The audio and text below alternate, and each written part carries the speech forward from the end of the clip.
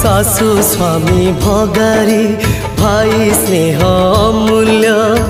बाप घर लागे बोलो नरकर निर्माल्य छड़े सुना संसार मुझे चली आसी सही दुख को सड़मो एठी बंधा पड़ी भाई कथा न मानी पड़ी पड़ी बुकी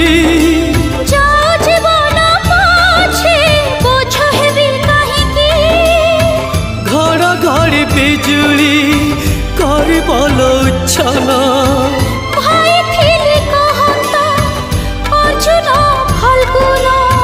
सुना भौणी फेरिया फेरिया मो सुना भौणी तते मु भूली पारुनी।